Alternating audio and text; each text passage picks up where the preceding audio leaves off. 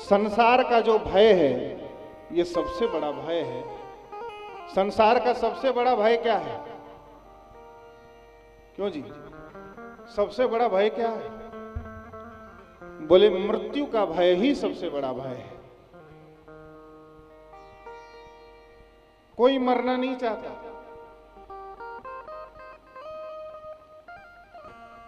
मृत्यु का भय सबसे बड़ा भय है।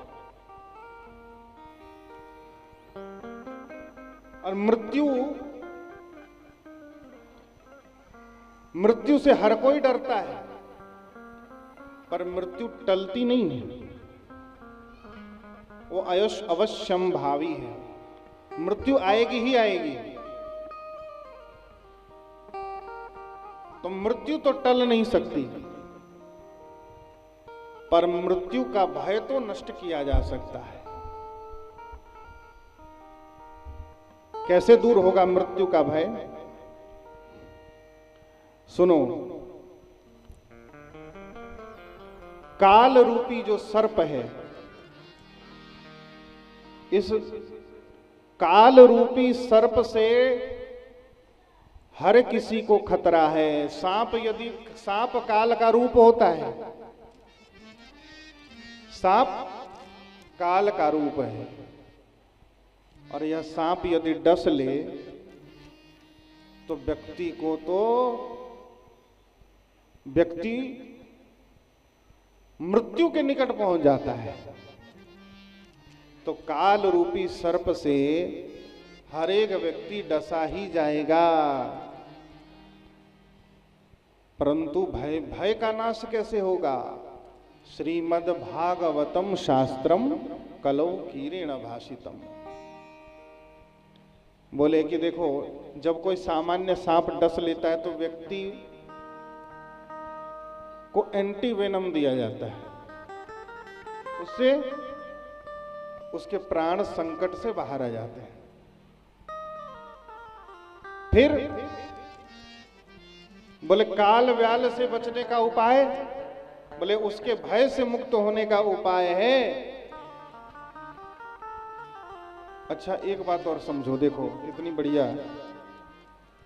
सांप से बचने के लिए जो टीका लगाई जाती है वो विष से ही, सांप के विष से ही निर्मित होती है। तो सांप के विष से ही टीका बनती है। अब देखो, सांप के मुंह से निकला हुआ जो विष है उसी से सांप काटे हुए मनुष्य की रक्षा होती है। परंतु काल रूपी सांप के द्वारा डसे हुए व्यक्ति की रक्षा कैसे होगी? बोले काल रूपी सर्प से डसे हुए व्यक्ति की रक्षा तो बोले एक तोते अर्थात सुखदेव जी के मुंह से निकले हुए भागवत को सुनने से हो जाती है।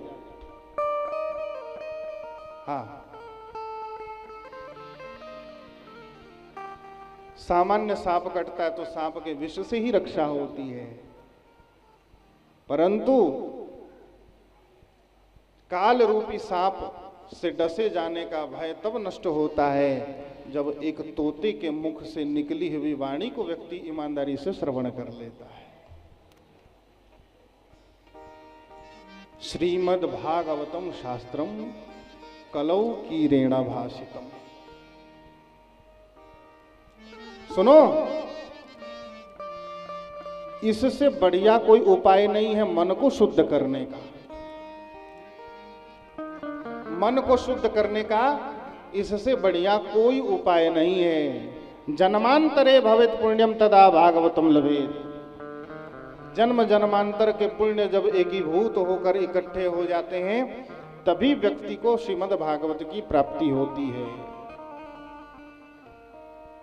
बोले इतना महत्वपूर्ण है? बोले कितना महत्वपूर्ण है अभी बताता हूं। एक बार की बात है, जब परीक्षित जी को कथा सुनाने के लिए सुखदेव जी उपस्थित हुए, उसी समय सारे देवता हाथ में अमृत का कलश लेकर उपस्थित हुए और सुखदेव जी से कहा, ये अमृत आप परीक्षित को पिला दीजिए और भागवतामृत हमें पिला दीजिए, क्या होगा? बोले इस ये जो अमृत हम लाए हैं इसे पीकर परीक्षित जी तो सांप के डसे जाने पर भी इनकी मृत्यु नहीं होगी। और बोले जो भागवतामृत आप इनको पिला रहे हैं वह भागवतामृत आप हम देवताओं को पिला दें। परंतु देवताओं को भी वह अमृत सुलभ नहीं हुआ। शुक्राचार्य ने उन्हें फटकार दिया,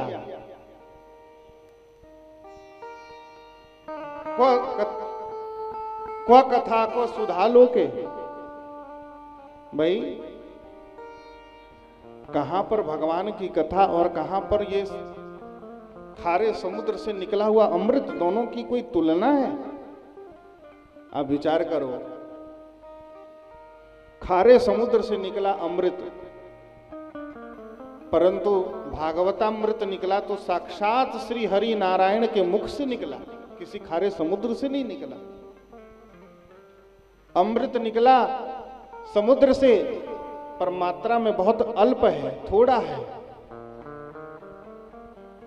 परंतु भागवतामृत ये तो थोड़ा नहीं है, ये तो इतना है, क्या कहें, हरि अनंत, हरि कथा अनंता। बोले कि अमृत मात्रा में थोड़ा है, पी लो तो समाप्त हो जाएगा, पी लो तो समाप्त हो जाएगा। पर भागवतामृत अनंत समय से व्यक्ति पीता आ रहा है, पिलाता आ रहा है, पर अभी तक वो समाप्त हुआ नहीं। साधारण अमृत व्यक्ति के शरीर को कुछ दिन के लिए अमर बना सकता है, पर अंत में मरना तो हर किसी को पड़ेगा, किसी का भी शरीर अमर नहीं हो सकता। परंतु मृत्यु के भय को दूर वो अमृत भी नहीं करता। लेकिन भागवतामृत व्यक्ति के शरीर को अमर बनाए न बनाए, परंतु उसे उसकी मृत्यु के भय का नाश वो भागवतामृत कर दे। देखो, इसलिए